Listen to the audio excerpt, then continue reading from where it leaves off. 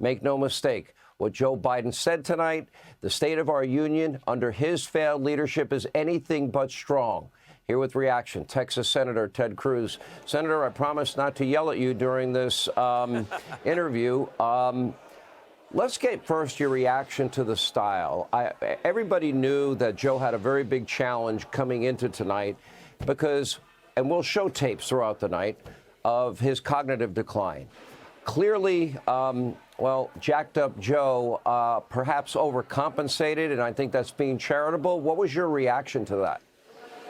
Look, I think tonight was astonishing. I've never seen anything like it. It was a campaign speech, but it was an exceptionally bad campaign speech. Joe Biden was angry.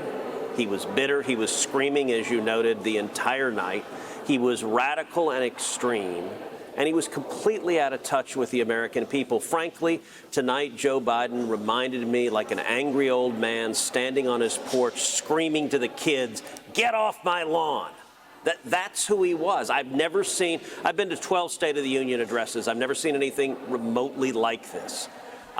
This was entirely focused on the November election. But what's remarkable, Sean, is Joe Biden and the Biden White House, they apparently made the decision, A, they want no Republican votes, because this told every Republican, go jump in a lake. We don't care about anything you believe in. They also decided, amazingly, they want no independent votes. They've decided their strategy for November is go hard left and turn out the radical left. And it was, you know, in State of the Unions, typically, whether you have a Democrat or Republican president who's giving the speech, there are a number of lines there that are designed to reach out to the other party, that get everyone standing. I got to say, this was a State of the Union, and in many ways, half the Republicans almost fell asleep, because after welcoming the president, where we stand and show respect for the office, we basically just sat there for over an hour as he told lie after lie after lie, and he just went hard left. I've never seen anything like this.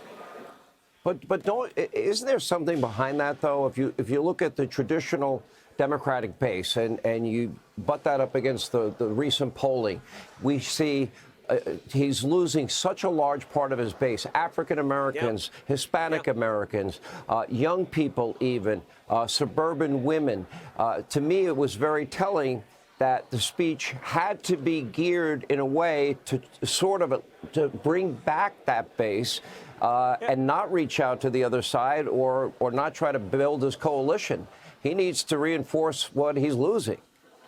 And look, what was amazing, he almost never smiled the whole speech. He was literally just yelling, and he was pissed. And this was a speech that was delivered to the squad. This was a speech that was trying to bring Bernie Sanders and Elizabeth Warren and AOC back on the team. And the rest of America, he just didn't care. Look, inflation. People are hurting with inflation, and what did he tell them? No, you're not. You're wrong. You're just stupid if you think that the cost of rent is higher, that the cost of your mortgage is higher, that the cost of food is higher. You're just too dumb. You don't understand how good the economy really is. Look, people at home, they know the truth on that. When it came to crime, he just flat out created an alternative reality. Crime is down, murders are down, everything is hunky-dory. Listen, the people who are living with crime day to day, they know that's not true. And I got to say, there was no portion of the speech that was more through the looking glass than on immigration. Did Joe Biden acknowledge the 10.4 million illegal aliens he's let into this country? No. Did he acknowledge the open borders he's put in place deliberately? No. Did he acknowledge the thousands of migrants who've died because of his open borders? Not a word. Did he acknowledge the thousands and thousands of children sexually assaulted by human traffickers, the thousands of women brutally assaulted by human traffickers? No. Not a word. Did he acknowledge the over 100,000 people a year dying of drug overdoses? Not a word. And did he have written in the speech even to say the words Laken Riley? He did not.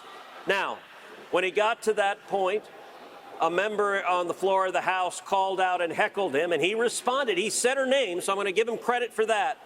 But then what did he say? He looked and said, I feel for her parents, they're hurting.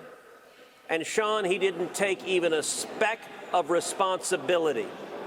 You know what? Her parents don't want you to emote in their direction and send them a damn Hallmark card. You know what her parents want? They want their daughter back. And what he didn't admit is that Laken Riley is dead because when Joe Biden apprehended the criminal illegal alien who crossed over. Instead of deporting him, instead of following the law, Joe Biden let him go. Then he went to New York City. In New York City, he was arrested again for endangering a child, again, because New York City is run by Democrats and is a sanctuary city. They let him go. And if Joe Biden had deported that criminal, or if New York City had put him in jail, Laken Riley would be alive. So he said her name, but he utterly denied his direct responsibility for her death and for deaths all over the country.